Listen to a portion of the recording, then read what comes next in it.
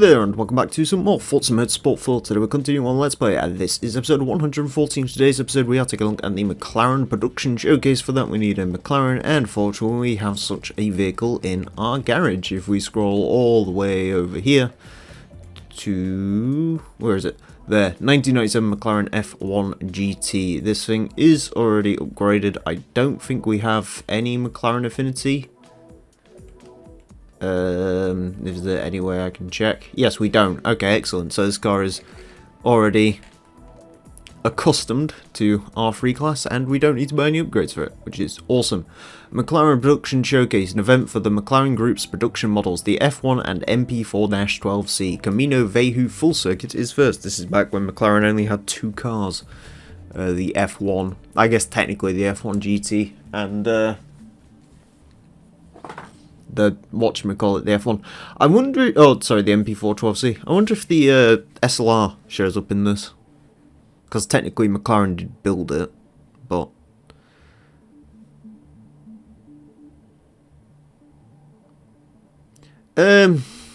sort of, I don't know. You gotta remember in the in like the early... what am I talking about? In like the 90s there was a recession, so... you know, these high-priced supercars didn't really matter so much. It's like the, it's the reason they couldn't sell a lot of XJ220s, is because there was a big recession going on. That is far too loud. Let's sort that out. Also, no... ooh, Jesus. No, no SLR in this, which is... oh my god. Another cat is at the door again.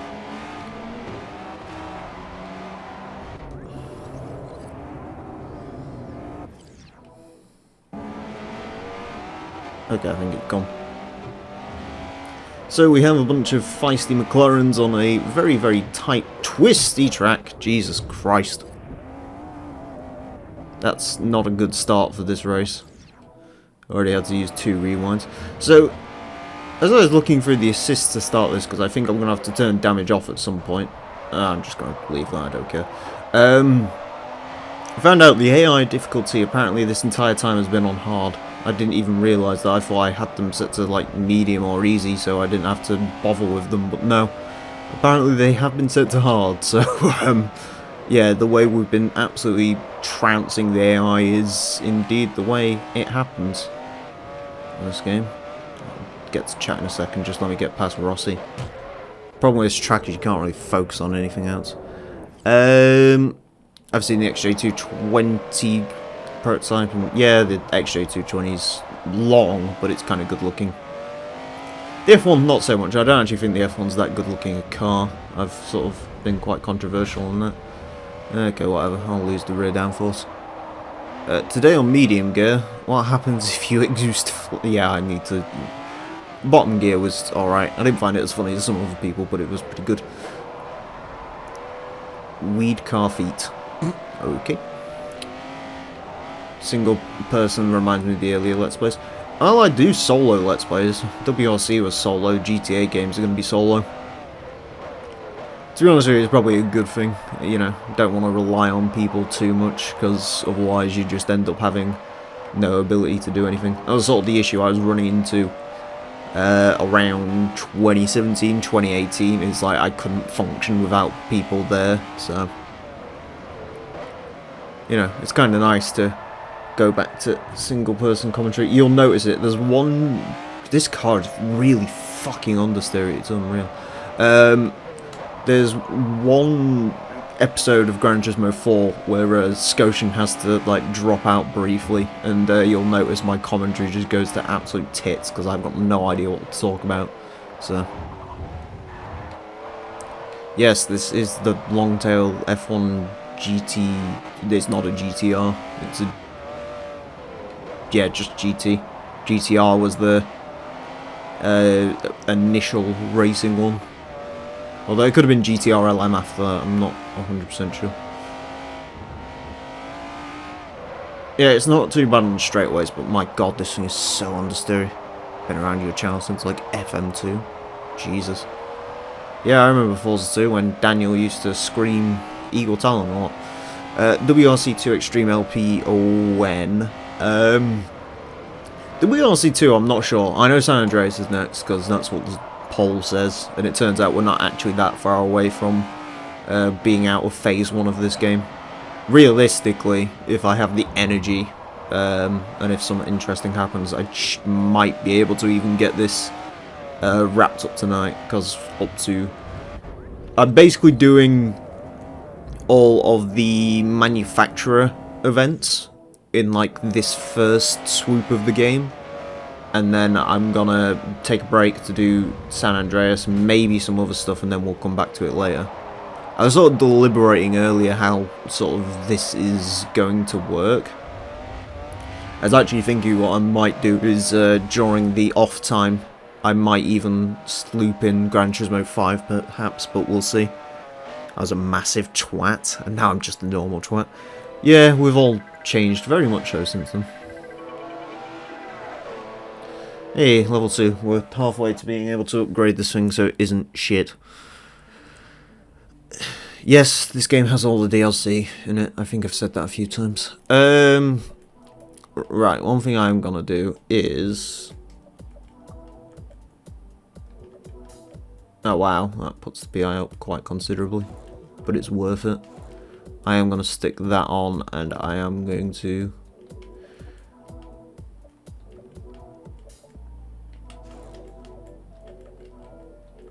They've just literally... Because this car's a Forza upgraded one, it means they've done it completely the opposite way to the way... Oh god, that cost money, didn't it? Oh, I don't care. Yeah, they've done it the complete opposite way to the way I would upgrade a car, which is focus more on handling, whereas this has been focused on straight line speed. The problem is, it's a McLaren F1 GT. It's already, like, ridiculously fast, so... You know, it's not really worth it, so... Yeah. Earlier Let's Plays, God. Back when I used to pronounce things wrong and have a really soft voice, I've noticed that my voice has sort of gotten more depressing sounding, I guess. I'm starting to sound more and more like Rhino as the days go on, I'm finding. Make of that, if that's a good thing or not. Anyways, we finally have a wing and stuff on this thing, so it should actually be drivable around corners.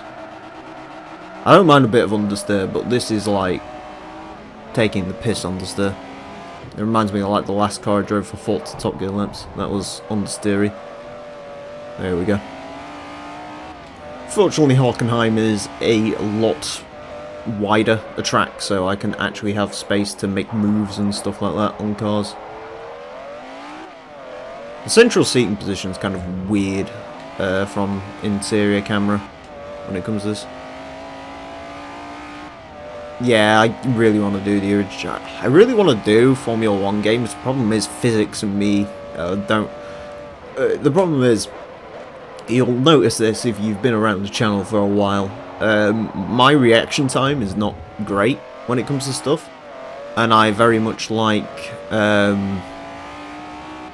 being able to process what I'm doing. So... And Formula 1 cars are very fast and, you know, very twitchy, very sort of, you know, last minute, go around the corner and it'll do it sort of thing. So, it's, I find myself having slight difficulty with F1 games. Even F1 2020, I think if I didn't have Rewind, I'd never finish a race. Because those cars will just, you know, you take too much curb and they'll just kill you instantly. So, I did win at Monaco, and... Did I win at Baku? I think I won at Baku last time I played, so... To be fair, Baku I actually don't mind as a track. Monaco's shit, but, you know... I've always been pretty vocal on my disdain of the Monaco track. Yeah, Baku isn't bad, as long as you... The problem with F1 2020 is when you play it on a controller, it's kind of hard to make the tighter turns, because the car doesn't turn in quite enough. I found that at Monaco, you have to take, like, kind of... wide lines into corners in order to get round them, and Baku does have a few of those. Singapore, I'm probably gonna have to get a setup for, because Singapore last time round was trash.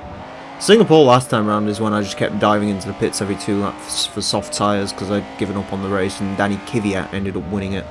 It was an AlphaTauri 1.2, I believe, which is make of that what you will.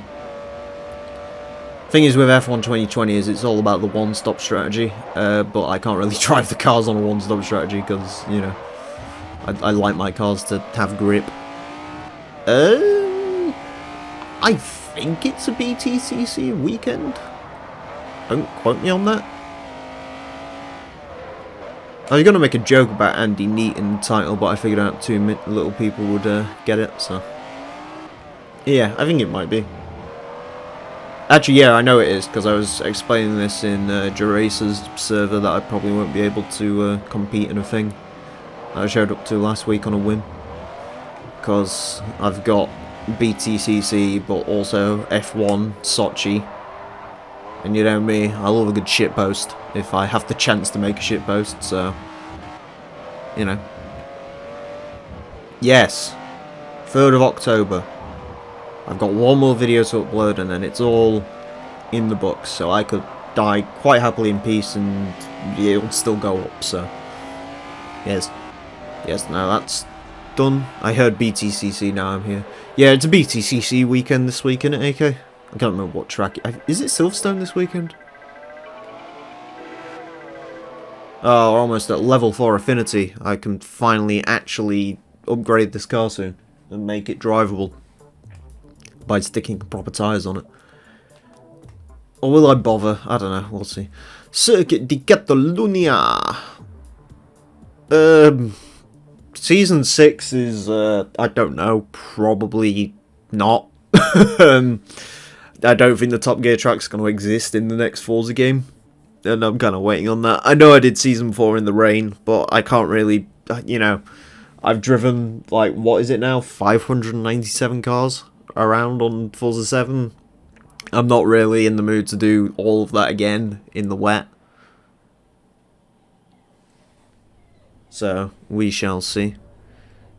Silverstone National. Yeah, I mean, Silverstone National occasionally turns up some good stuff. Matt Neal once fell over at Silverstone National. That was fun. When he drove a Mazda Zedios.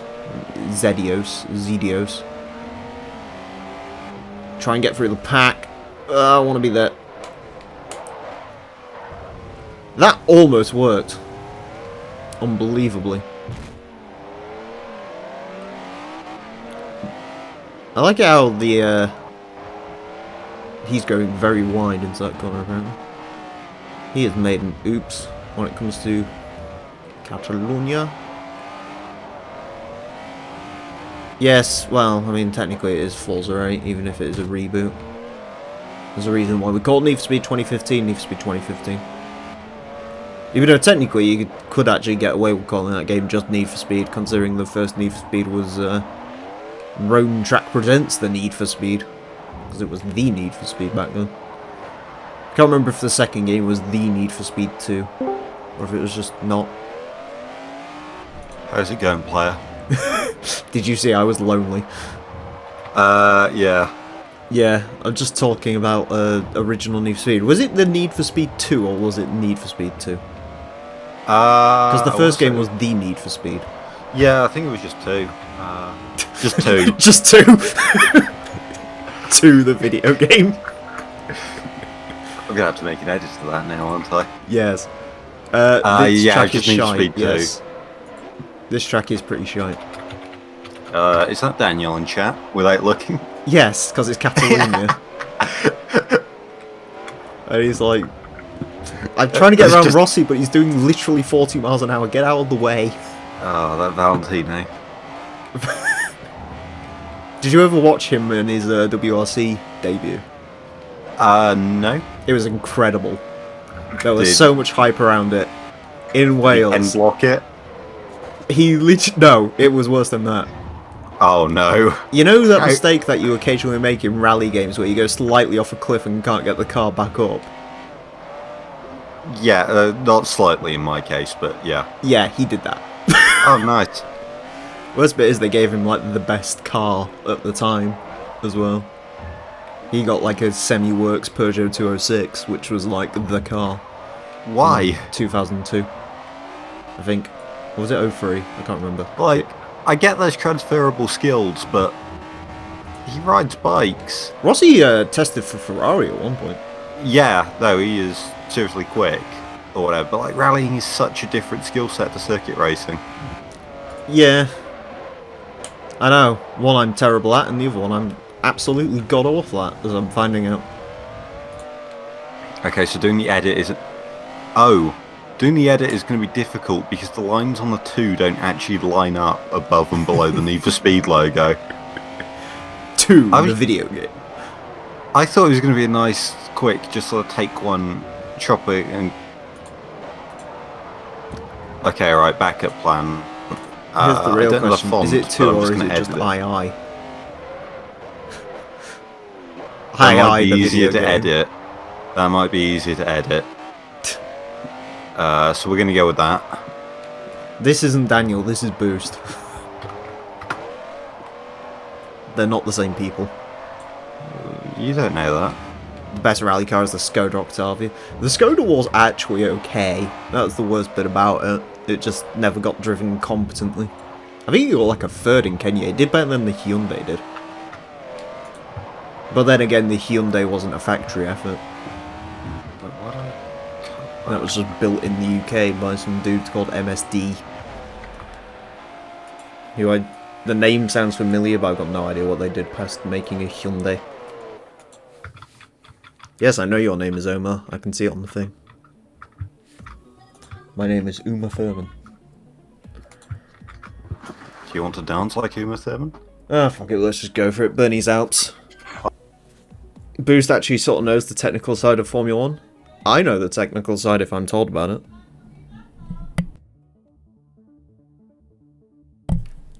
Excellent. Okay. Opel Manta 400, for me it's the best rally car. I don't really know that much about the Manta. I never really paid attention to Group B rear-wheel drive, I'll be honest. I know it had like a load of random pro cars and shit, like it had the BMW WEM 1 show up at Group B, I know that much. WEM 1.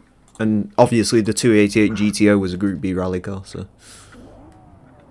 I'm getting to the point now where even that annoys me a little. Do you know what the worst bit is? What? I am waiting for the fucking day. No one's brought this up yet. I am waiting for the day someone comes around and doesn't realise that it's an in-joke and actually gets angry because I'm calling it a rally car. That's never going to happen though, because there's only like 4 people on Earth that know it wasn't a Group B car, and it's us lot. Well, yeah, actually, good point. I mean, in fairness, it could have been. Yeah, but it wasn't. Yeah. Because obviously, like, you have cars like the BMW M1, which you'd never think would actually go Group B rallying, and it turns out it fucking did. What do you mean? It's basically a O37, but German. Yeah, with, so have you tried driving that thing in Dirt Rally 2? No, but I can't drive anything. Abysmal. It has like 400 horsepower and it's low as fuck. Nice. So it's just... I drove it in Argentina by accident. Thank you, Daniel, for the message redacted. Or is it retracted? Ooh. I like it how the steering wheel on this car has to say F1 V12.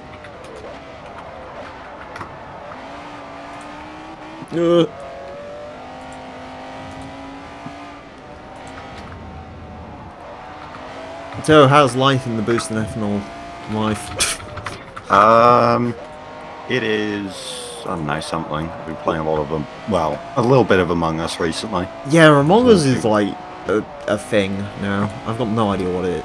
I mean, to be honest with you, I understand the fun in Among Us a lot more than I understood fucking Fall Guys.